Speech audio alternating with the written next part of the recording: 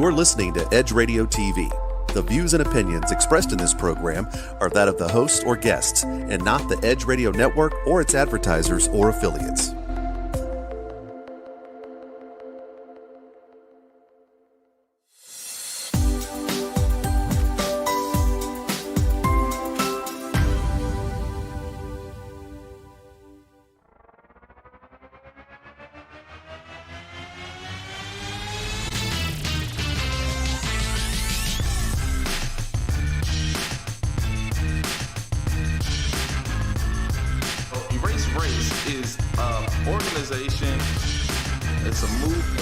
It's a movement. We're talking about unity. We're talking about unity.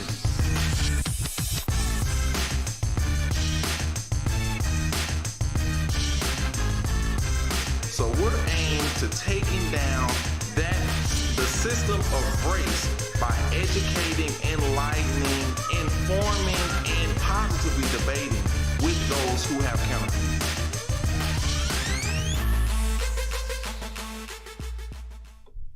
Welcome to Talk About Unity. Hey. I'm Richard, and my co-host Carlin are here. And we're here to inspire you, enlighten you, and have a good time as we come together. Listen, we are on Edge Radio Network. There's been some great programs that already happened today, going to happen all week long. But the thing about the Edge is here we are and Talk About Unity. Don't push me because I'm close to the Edge. And I'm just saying, just left the scene, and so we're now entering the scene to talk about unity. Talk about unity. There's all kinds of really cool stuff that's happening in America and in the world today. I don't know if it's all cool, but it's a lot of stuff. Not all of it's cool. You know, we got this Mr. Cuomo. Oh my goodness, that's Mr. Cuomo, and you know of course we know from the Supreme Court.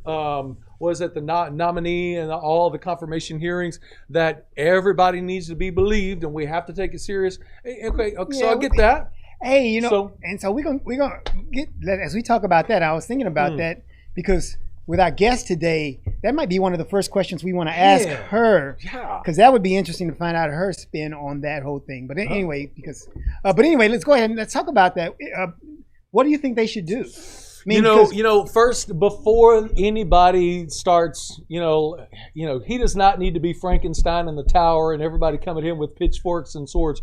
They need to find out what the evidence is and really take the witnesses serious and take them seriously and really make a decision based on that. Because right now, the last time I heard, the count is up to 7 women have come forward saying that they have been mistreated or treated inappropriately because of him. And man, you just in a position of leadership, you can't abuse that power. And so it looks like, and there's a lot of Democratic leaders that are really starting to jump in and say it's time to leave office.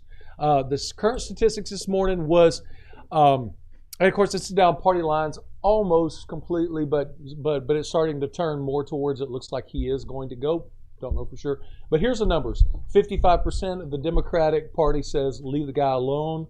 The Republicans and independents the number is up to 35%. No. I said that wrong. 55% of the non-Democrats said time to go. 35% of the Democratic Party said no, leave him alone. But you had like the big Democrats saying he's got to go. I know. Schumer, Gillibrand, the mayor of New York. All these people are saying he's got to go. Yeah. We don't need to hear anything else. He's got to go. Well, and I believe in innocent until proven guilty in all cases. Let the whole thing play out. Do the investigation and hear from the witnesses. Take it serious. But at the end of the day, if the evidence is presented and it's proven to be true, then he needs to be out of office. All right, 2 more issues. One of them is the crisis that is or isn't at the border. Mm-hmm. We've got that one, and then we've got the impending Derek Chauvin, George Floyd trial that's happening. What's going to happen in each one of those things? Because I think almost both of those things, almost inevitably, anything that we talk about in all these national issues has something to do with our topic of the show today. Sure. And this thing about connection. So what do you think is going to happen down there with the kids down at the border that the president says is not a crisis at this time, but it's really drastic? Well, being connected to A21, which is a organization that is designed and centered around protecting and rescuing people from the sex slave industry. There are so many people right now being kidnapped at the border, especially young children, which is a tragedy. This whole surge at the border, we're still dealing with COVID, and so you get that many people in that kind of close proximity, there's a good chance that there could be an outbreak there. And not only that, but there was the last administration was real big about border security, and it just seems as though we've kind of moved way away from that with the new administration. But our country is only as strong as our borders and our laws, and so this is a real mess. This is a real mess. Texas, as you know, has moved and taken some individual action as far as the state of Texas, and so we're going to see how that plays out. But we still have Arizona, we still have California, New Mexico. There's a chance that as Texas gets real strong on their border control, that it could probably, just like squeezing a balloon, it's a good chance that some of this is going to be shifted to the other states. And we don't wish harm on them, but we got to figure this out and really get back to let's be tough on our border security, be fair, and try to treat the people that are there in an honorable, loving, safe way. But at the end of the day, we all have borders, and they need to respect ours as well as we need to respect theirs. And our third issue, of course, for today is the impending trial of Derek Chauvin, the George Floyd trial, as you might know it. And ahead of that trial, they've already had protests in areas around the country and burning of buildings once again in Portland recently. And so it brings the race issue again to the forefront. Yes. And I guess that's kind of, that's where it gets into our area, because I am, of course, the race guy. And what do you think is going to be the resolution of that whole issue? As long as there's people stoking the fires, and as long as we have propaganda machines, and as long as we have police officers that aren't following protocol and training isn't what it needs to be, I think this issue is not going to go away. Well, it is going to go away if everybody moves towards a process of treating each other through the lens of its humanity. But there's some people that just want to stoke the fires. I don't know if you saw the settlement. Did you see the civil settlement? They came up this morning. $27 million. Wow. And don't even know where all that money's going to go. And does his family need restitution? Absolutely. He had family, and so but $27 million. I mean, that's setting a civil lawsuit precedent that it's curious waters that we're treading into with all of that. $27 million. All right, so those are our issues. And hey, what we're going to do, the magic of this show today with our guests is going to be to take all those issues and subsume them in something greater, which I think what we have here is something greater. And so before we even go to the break, I'm going to go ahead and introduce our guest for today, and I'm excited to have her. I know her as Isabel the Mighty Hunt. Yep. She is a creator of the award-winning video, The Power of Connection. And I just want to run down some of the awards. This is amazing because, I knew her back before she was big time, I knew her when she was just a dreamer. And she was one of those people who not only dreamed, but made that dream come true, executed, and her award-winning video. And she, I'm going to name off a few of those awards: the Impact Docs Award, the Indie Film Fest Awards, the Istanbul Film Awards, the Depth and Field International Film Festival, and Accolade Global Film Competition, in categories such as Best Educational, Liberation and Social Justice, Documentary Feature, and Inspirational and Contemporary Issues. So everything that you could talk about, she's basically covered it in this film. And we're going to see that as we talk about her on this show today. So I want to welcome our guest, the Mighty Hunt. Isabel Hunt is here with us today. We're glad to have you. Yeah, let's give a big round of applause. Great to have Isabel. I think you're the only one who calls me the Mighty Hunt. Because I'm the only one who knows how mighty you are. I'm the only one. Well, thank you so much. So we're glad to have you. We really are glad to have you. It's just, I think as we look, and Vince, I want to put up that power of connection so that people can see, as I talk about what this power of connection video really is about. this is a documentary that investigated and answers many of the questions that we've been talking about as we went through each one of those things. And that's when I think about, as I watched her video, and so everybody, you've got to go out and watch this thing. They're going to find a ways that everybody can watch this thing eventually. But right now, you got to go out and you can support her film by paying the $10 fee. Get on it. You want to watch this thing because you're going to watch it and go, wow. It puts everything else that we talked about in context. That's good. Whether you're talking about the border crisis, whether you're talking about the race issues, it puts everything in context because and this is what I was arguing with somebody one day, and I was going, but isn't there something at a higher level that would subsume everything else, that we could deal with this thing and not have to deal with the particulars of each one of these things? There's got to be something at that level. That's where we are. Yep. And it's this thing that, because I talked about it even before I knew Isabel, and Isabel was doing this power of connection thing, I continued always talking about connection and being able to connect with people. And so when I met Isabel, it was like the earth opened up and I was like, oh, that's amazing, because she was talking this thing about connection and she created this video. So that's what this video does. And, because so as she says in the description of it, it talks about as the world has been grappling with this for centuries, and especially in the last few years amidst the social crisis and all the injustice that's happening as we talk about racial inequality and all those things. And so that's the way I've really come to know Isabel personally. And at the end of the day, this is what I say about Isabel's approach to this issue of connection, is that regardless of what you think about her or what she says, her stuff works. I mean, her stuff works. I've seen her apply it in forums. I've seen her talk to people, and I've just seen the application. And so at the end of the day, that's what it is. We've got to have things that work. And this power of connection, it's a thing that works. And so we're going to just get really motivated. We're going to take a break, and we're going to come back, and I'm going to let Isabel take the floor. She's going to tell you about her background, because I think she's also got such a unique background in the fact when we talk about the immigrant crisis or the crisis, whatever, she's not from America.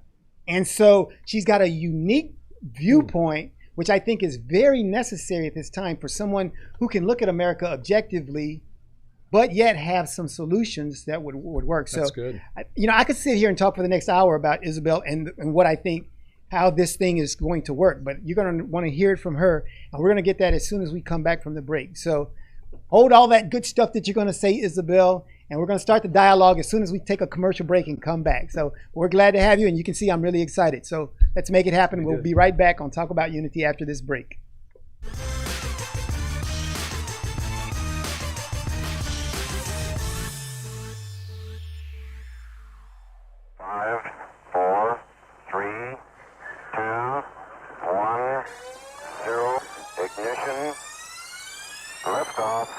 Don't push me because I'm close to the edge. I'm trying not to lose my head. Hey, this is the Talk About Unity show where I bring the talk. And I bring the unity. And together we talk about unity.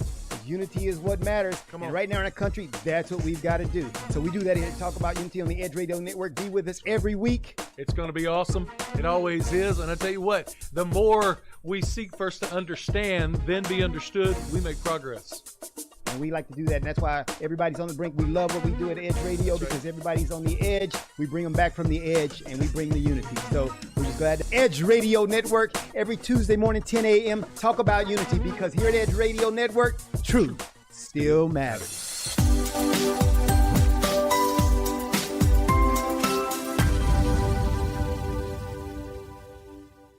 Edge Radio TV is holding auditions for new show hosts.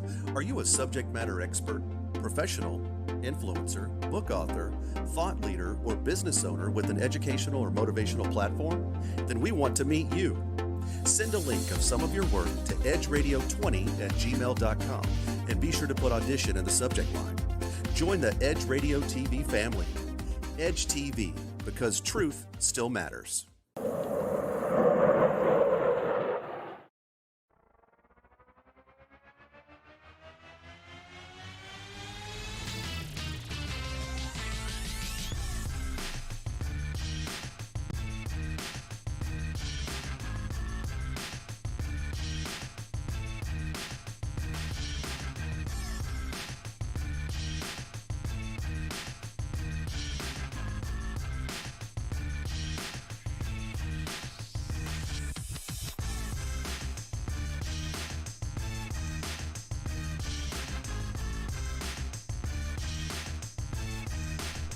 And we're back to talk about unity here on the Edge Radio Network. We're pleased to have our guest for today, the mighty Isabel Hunt.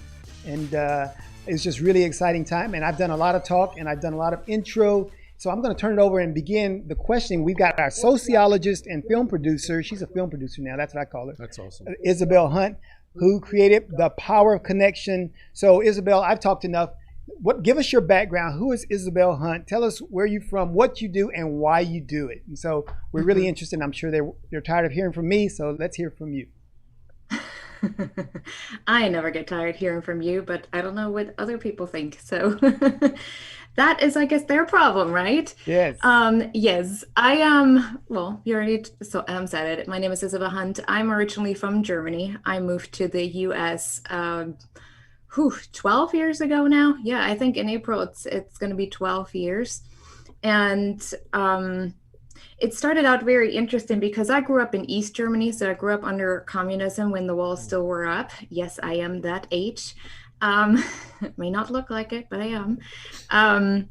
But so I understand a little bit of what it means to be, within a wall, how you move, how you operate within that. Now, I was still quite young, but I had some awareness of that.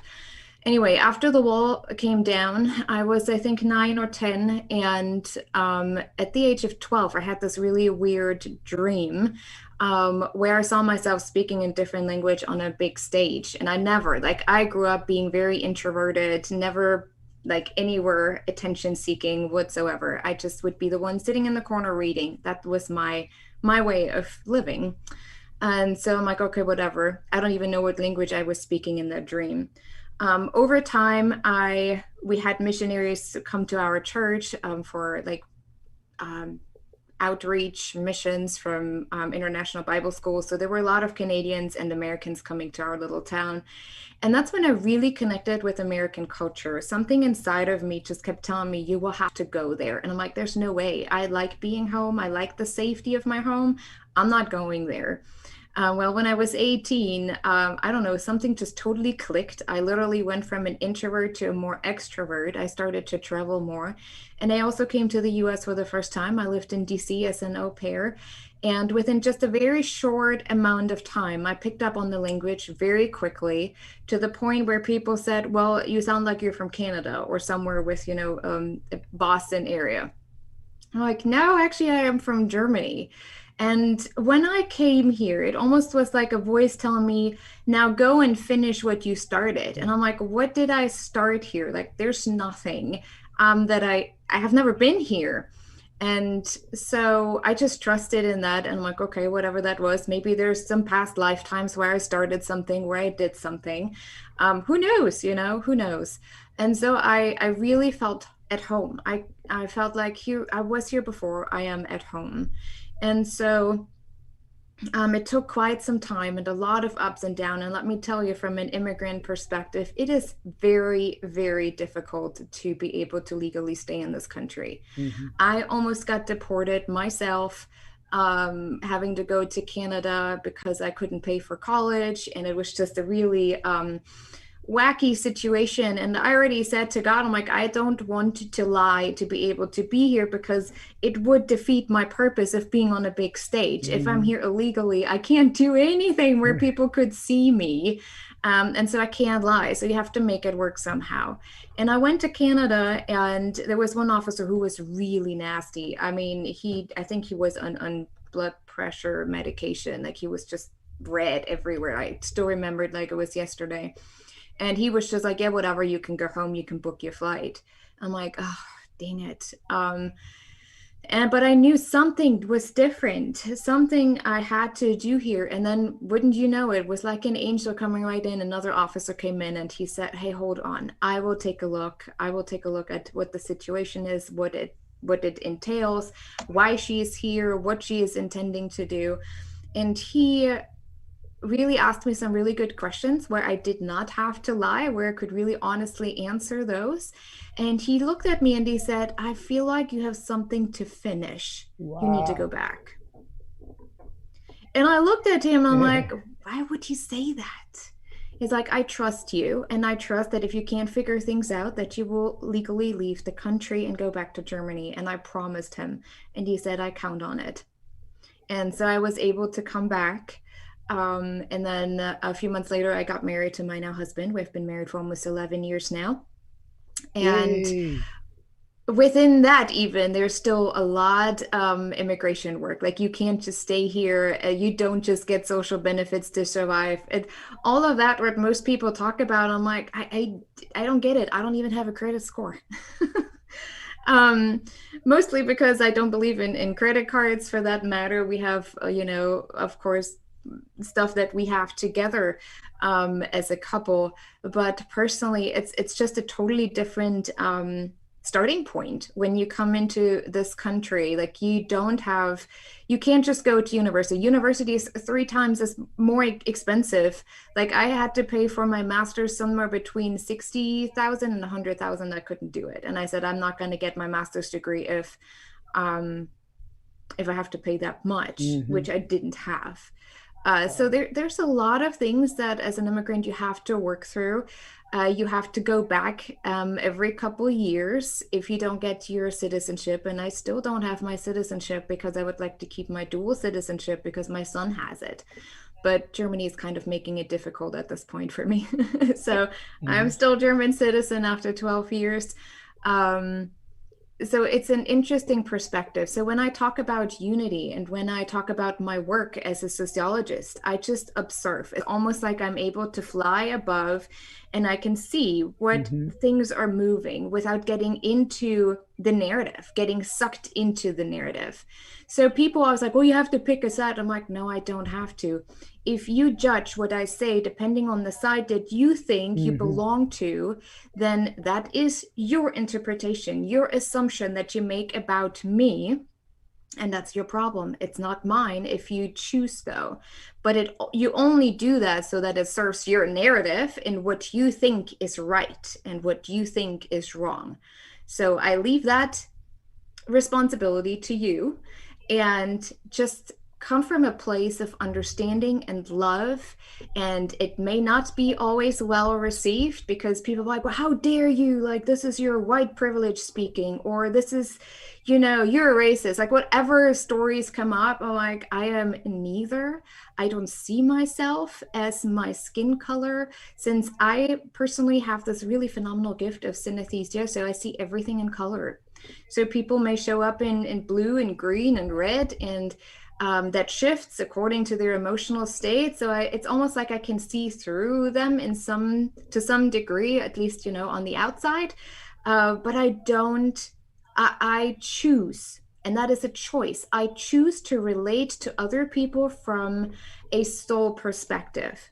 And from that place, we are all one with source, meaning we're all from the same source. We're all connected to the same God, whatever people want to call it. It's a source. It's the source of love. God is love. And that's what I choose to see people from. And when I don't, I know I have something that I need to reflect on myself in terms of my programming, the things that I have been taught, the things that I choose to believe, the things that I constantly see and what influence me. And that is on me to make that reflection for myself so that I can acknowledge the person in front of me and whatever they're experiencing without getting sucked into their narrative or supporting their victim mentality as well. Wow, but at the same time, you get to cheer people on. It's like those different sides. Like, you're able to step away and you just observe. And that's a very, very powerful place to communicate from. Yeah, and so I want to get into that a little more deeply, because that's one of the things I think that you bring out is that you're looking from above and you're not drawn into the narrative. That is huge in our country right now, because the prevailing narratives create these binary forces that battle each other continually. What is the tactic? How do you stay above that and still be relevant? Because that's the key. Because, as I talk about, we need to get rid of the idea of race. Yeah, that's a crazy idea. But how do you become relevant when you have people who are intent on staying within the narrative of no, you did this to me because of my skin color. No, you're this way because of your skin color. You have white privilege. You have this, you have that. How do you do that? Because that's the magic of the Mighty Hunt. So how do you do that? You're not taking things personally. I go by the 4 agreements in my life, and there's the book, The 4 Agreements. What's his name? It's he. Oh my gosh, I don't want to butcher his name, so just look up The 4 Agreements. The 4 agreements. So where I really have learned over the years, over the last, especially 15 years in particular, that what people say to me, I can choose to not take personally. So I have this narrative, like or not this narrative, but this understanding that when you say something to me, I can objectively reflect on that if this is true, if there's something that I have to understand for myself, that maybe I reacted from a place of, ego and was tired and overreacted, whatever that is, but I can take responsibility for that. Self-responsibility for each and everyone's experience of life is what has been or is lacking with so many people. And for me to be and stay above that, I have to meditate a lot, and I have to just be in this very place of peace, internal peace a lot, to not have this, whatever people say or however people react to me, have this take personally, or that I start making assumptions. Because in the end, when people lash out, or when people communicate about, oh, you're white privilege, or you're racist, or whatever the narrative is, it is based on trauma. It is based on trauma that has been inflicted and constantly confirmed and approved and, deepened within ourselves, that is directing your response to me. If you were to actually take a look at what is driving me, what story is driving me, is it the I need revenge, you treating me poorly, or it is our fault, like you're responding from shame and guilt? And then there is trauma right there. Like, we need to understand from what perspective we are coming when we react and respond, so that we can shift our internal understanding of who we are. And that's a very, very powerful place to be in. It's not happening overnight. It takes a lot of practice, because a lot of things we take personally. It's simply as that. Even when we talk about finding our purpose and our calling, we're so used to fighting for something, for or against something. It's either for or against. There's never in between, right?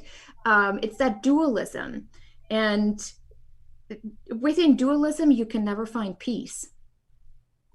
Within dualism, you will never find peace. If you always think in either or, good or bad, up and down, you will never find peace, because you will always compare who you are, what you have accomplished, etc., to everyone else around you.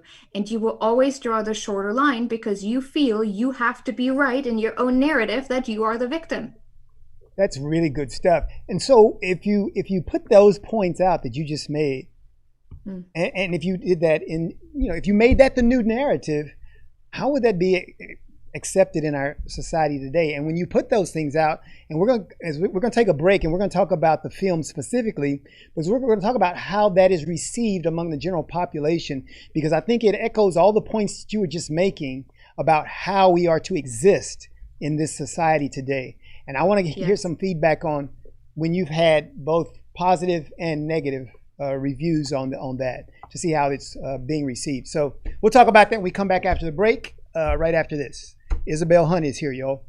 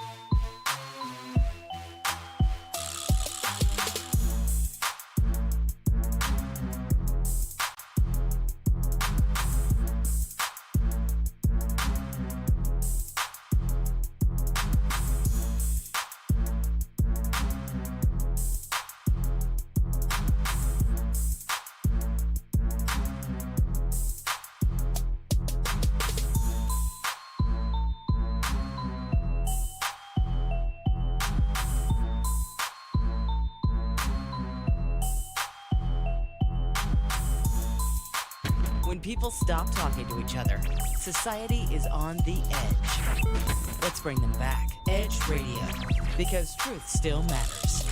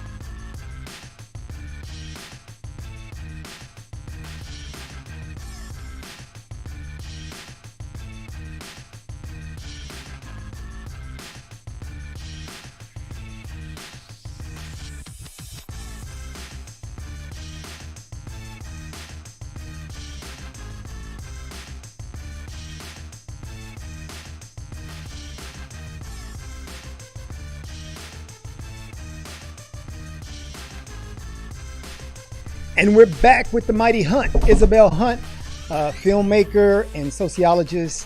And she's got this awesome video out, The Power of Connection.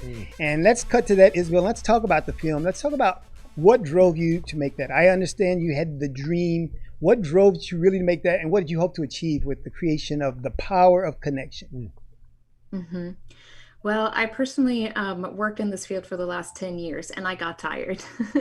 I was like, I don't want to work with individual clients as much anymore. It's just always running against the stream. And in entrepreneurship, you do realize, and that's again another topic, when you talk about a very, edgy topic, yes, then you as a woman are usually like, what I have realized is that there's a guy sitting next to me saying the same thing that I do, and he gets all the applause, and they're like, oh, no, we need to think about this. And I'm like, you just said the same thing. What are you talking about?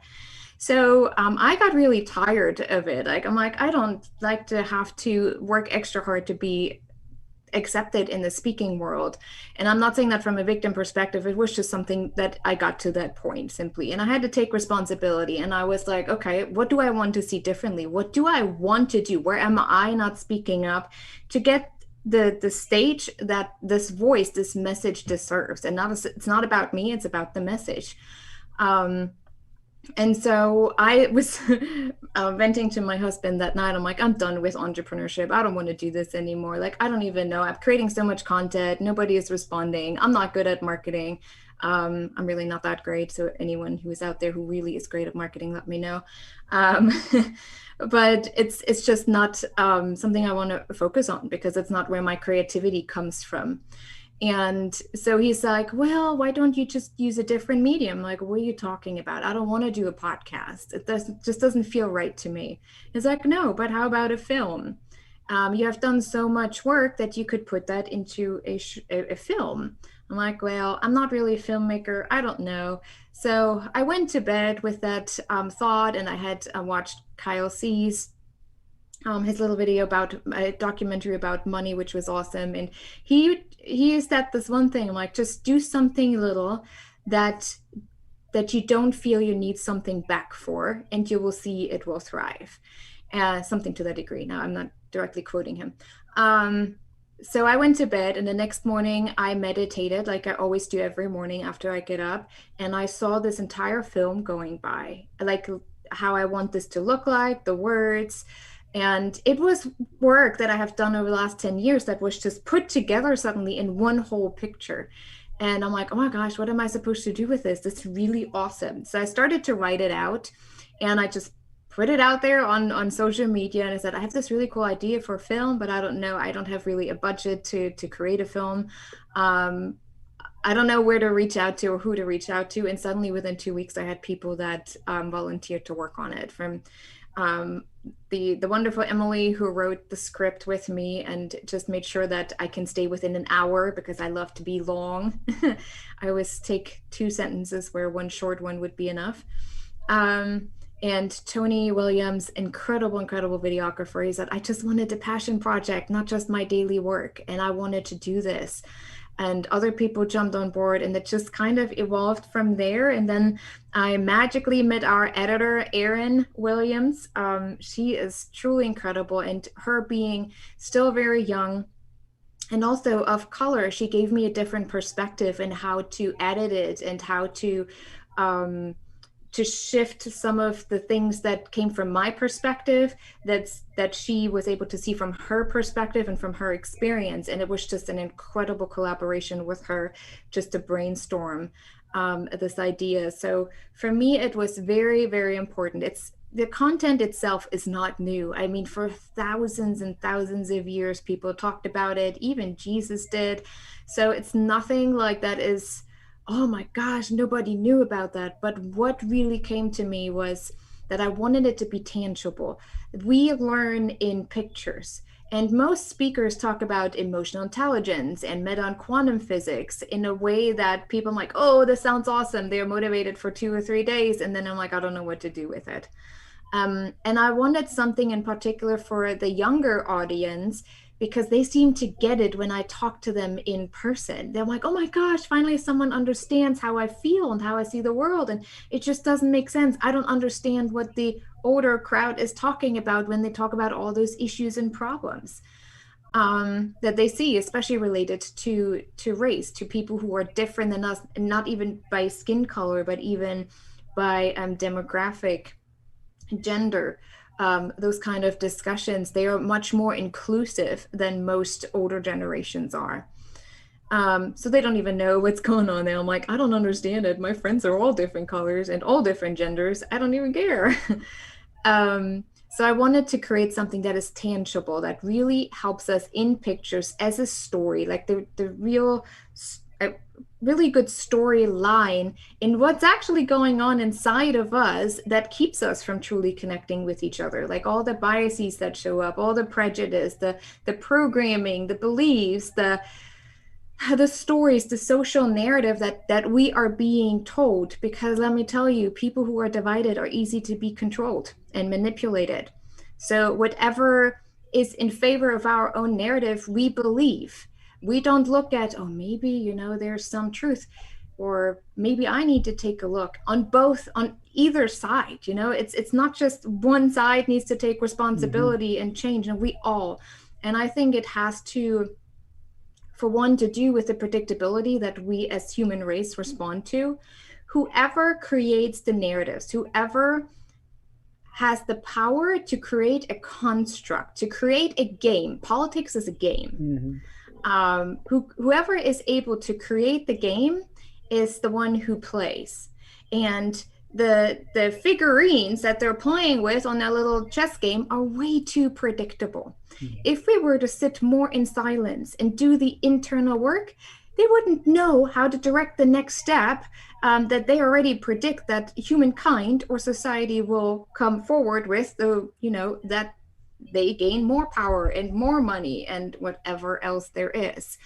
If we were to be more in silence, more in sitting in stillness, and just being present, we would be much more unpredictable, but we would be much more powerful. And those who run the narrative wouldn't be able to control as much.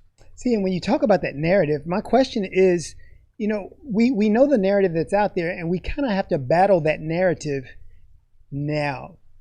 And that narrative was produced, as you say, because of trauma, and so much of it, we create the narrative based on the trauma. Does that work in reverse? Could there be such a thing as all positive narrative? I mean, could we create a narrative based on good rather than, because when I hear you talk about epigenetics and those things that come from the trauma that we've endured. Does that work in the positive as well as in the negative? Because a lot of people have had negative happen, and then they therefore create an atmosphere and an environment based on the trauma that they've encountered. Can that happen the other way around? Like, if my life has been great, I've had great relationships, integrated environment, diversity of people, great interactions, can I create a positive narrative that has that same effect? Yes. Pretty much when you start to take responsibility for yourself and how you experience the world and work through some of that trauma, you are breaking the cycle. You're breaking the cycle of epigenetic. And is that what connection does? Does connection do that for me? When I, yes. I mean, but it's almost like I have to be well in order to connect, or either I can connect and become well. How does that work? Which one comes first? I think that's like the chicken or the egg. Yeah, it is. Yeah. Oh, that's a good question. Because connection kind of builds on itself, I guess. You know, if you do connect and you know the power of connection, then you will continue to build that way, and you'll get more and more and more.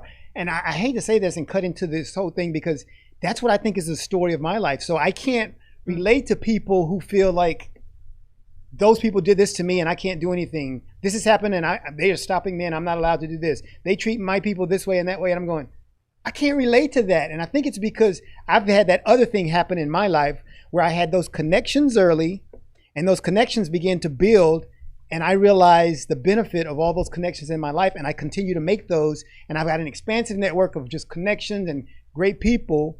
And so I have a hard time understanding people who think otherwise. Mm-hmm. So I guess I'm the opposite.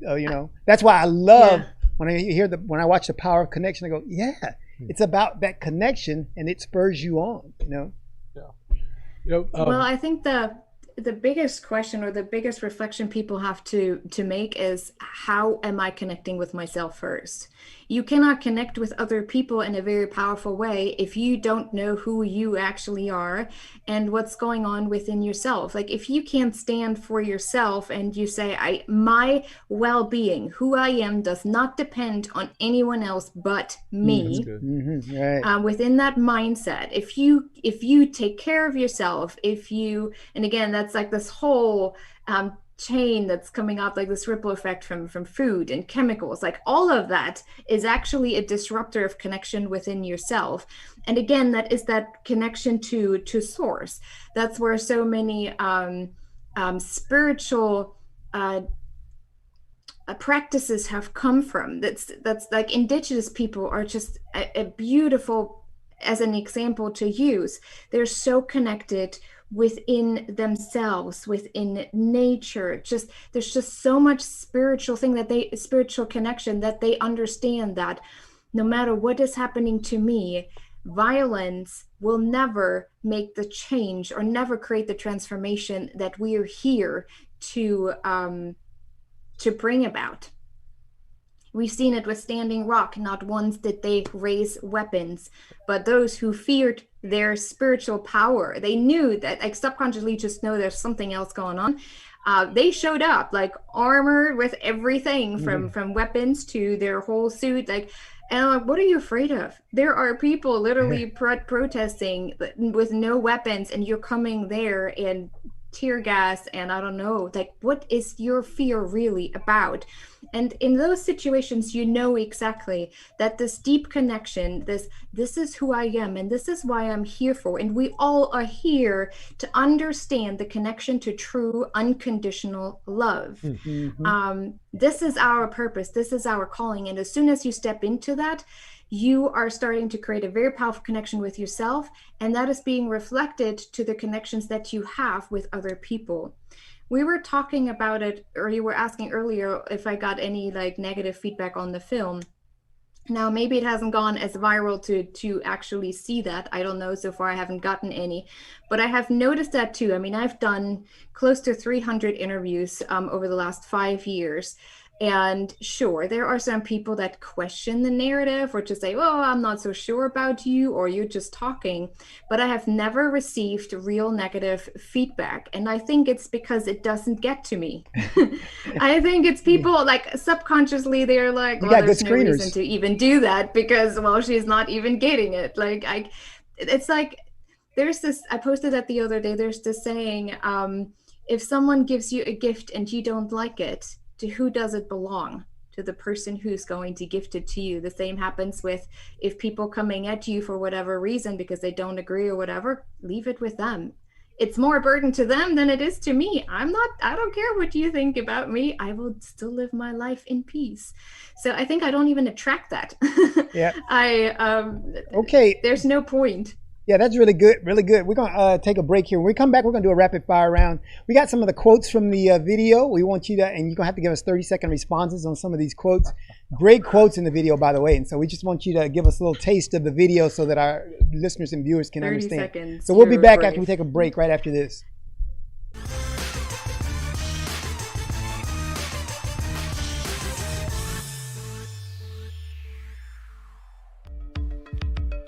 Are you a small business owner concerned about the downturn in the economy?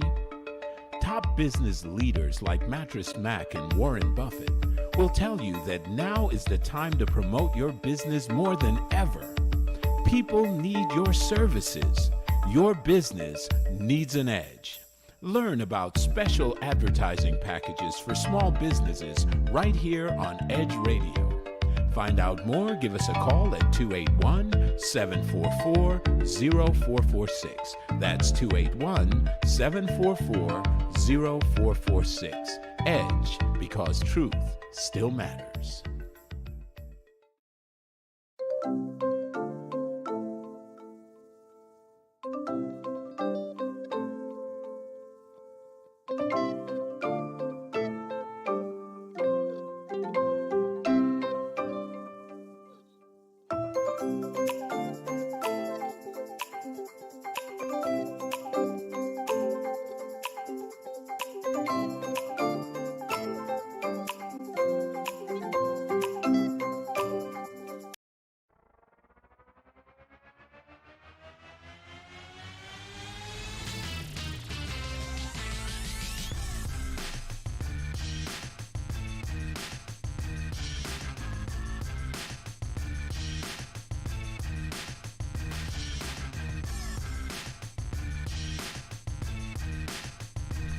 And we're back. We've got Isabel Hunt, and to maximize our time, we're going to go straight to our rapid fire round, where we're going to ask her some of the quotes about her amazing new documentary film, The Power of Connection.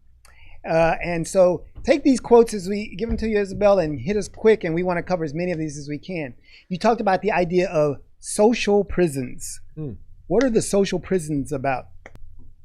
Social prisons is everything that we accept as truth that has been given to us from other people, including your parents, including your teachers, including your politicians. Anyone that is on the outside of yourself is creating a social prison if we don't question the narrative.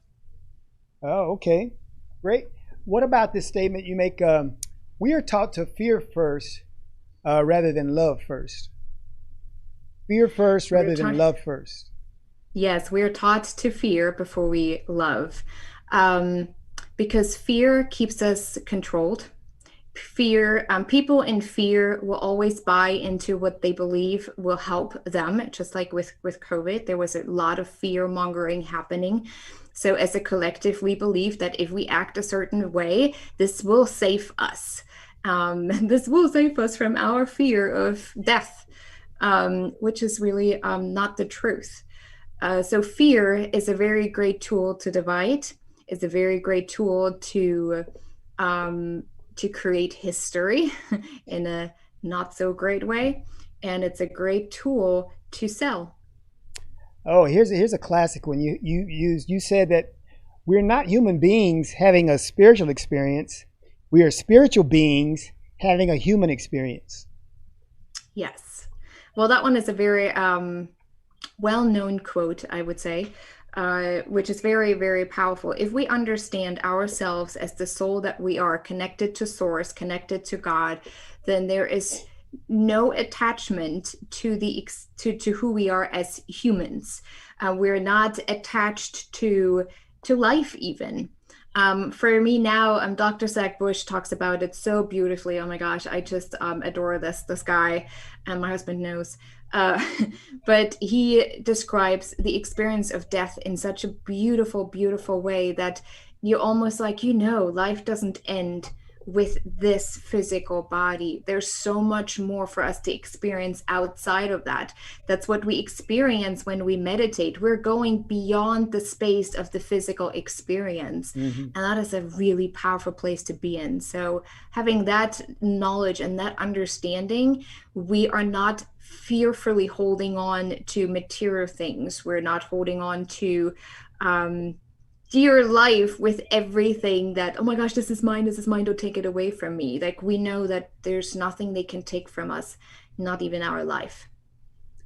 Okay, I've got a question, and I'll have Richard do the one about religion, but before we get to that one, I want to ask you the one about where you say that ego attempts to preserve our individual identity and it blocks the divine. Is that not only individual, but also speaking of groups? Do we attempt to preserve our group identities rather than hearing who the divine has made us to be? How does that work? Yes, the individual determines the culture. And so whatever our identity is, whatever we think our identity is, and in my case, when I moved to the US, it was being German. So everything that I thought Germans do differently, I thought was better. So of course I made fun of all Americans who told me that's not the case. Until I really hit rock bottom, I'm like, oh my gosh, I think I need to pay more attention to how I talk and how I alienate other people from my life. And so the individual determines the collective. Automatically, what we believe, we want to be confirmed in. So we're looking for like-minded people that then creates a culture, that then creates a community, creates a nation with the same beliefs, because we're all in this together and we all have the same experience, not realizing that we're actually just feeding off of each other and feeding our egos and our beliefs that help us to identify some kind of individuality, some kind of uniqueness about us that separates us from others, because only when we find ourselves to be unique in something, we can succeed. Okay. I wanted to first just encourage you and just tell you to keep going for it. This is powerful stuff. The power of connection is such a big thing, such a missing thing in our society today. As a pastor, this one that's jumping off at me, and I have a personal experience, I want to tell you that, and then I want you to respond to it. It's that religion pushes hierarchy, and I'm in a superior belief system to yours. My personal experience as a teenager, religion almost destroyed me. Organized religion almost destroyed me. Didn't want to have anything to do with church. And I heard a kid on a band bus, and he said, you know what? He was talking to his other friend. He wasn't talking to me. I was overhearing. It's amazing how God will allow you to overhear something. And he said, you know, Guy, it's not about religion. It's about relationship. And that pushed me, that little seed pushed me to really dig into more of really who Jesus was about, because he wasn't about religion. He was about relationship. Connection. The scribes and Pharisees actually hired an attorney, and they said, okay, we're going to trip him up. What's the greatest commandment in the law? And Jesus said, well, this is so simple. You know, hundreds of commands. He said, oh, this is so simple. The first, love the Lord your God with all your heart, mind, soul, and strength. And he said in the second, which is almost as important, love your neighbor as yourself. And if you can do these two things, you're going to fulfill everything that pertains to the law and everything that pertains to the prophets. So Yes. This religious do's and don'ts really is a block towards connection. And I just wanted to get you to respond to that. I fully agree, and that's why I no longer identify with any particular religion. I grew up Lutheran, so I hear you in organized, institutionalized religion. And, you know, I think my grandma still thinks I'm part of a cult because she doesn't quite understand what I'm doing, or, you know, it just works differently. I truly believe, and like you said, Jesus never talked about religion, but religion is politicized spirituality. Once we turned into specific religion, we were able to divide. Well, we're Christians, we're Jews, we are Hindus. And after having studied a lot of the different religions, honestly, I almost identify more with Buddhism as a whole, because they're so focused on love and connection and the Christ consciousness. Richard Rohr talks about it a lot, the Christ within, the understanding that we are one because we are one with God, with Source, with Creator, with Universe, whatever people want to call it. It doesn't matter. We're all understanding that everything is vibration, everything is a frequency, it's energy. So we are, and so is God, but God is this unconditional love, that beautiful creation, or that energy that creates so beautiful everything from a place of love. And if we can get back to that, we will no longer divide, even in religion. As soon as we again create this dualism, even within religion, we say, oh well, you are not safe yet because you didn't say that Jesus is your Lord and Savior. So definitely, like, I'm better, like I will. It's like Jehovah Witnesses, and then the Christians go, they're a sect. I'm like, well, wait a second, you're saying the same thing, so what's the difference? It's just the different kind of wordings. And I think we have to really humble ourselves a little bit within all religions to understand the only truth that truly exists is love, nothing else. And if you can reflect with that on everyday activities, like if what I'm going to say is coming from a place of love, genuine love, even if it's still part of my own programming, or the way I am responding to them, am I choosing to come from a place of love? That all it takes to change the narrative to a mindset of unity and community. That's good. That's amazing. Hey, we're out of time for today, but I tell you what, we could go for another hour, but Oscar Hines, who's got the Natural Nation coming up next, would kick me off the set here and say we got our show to do.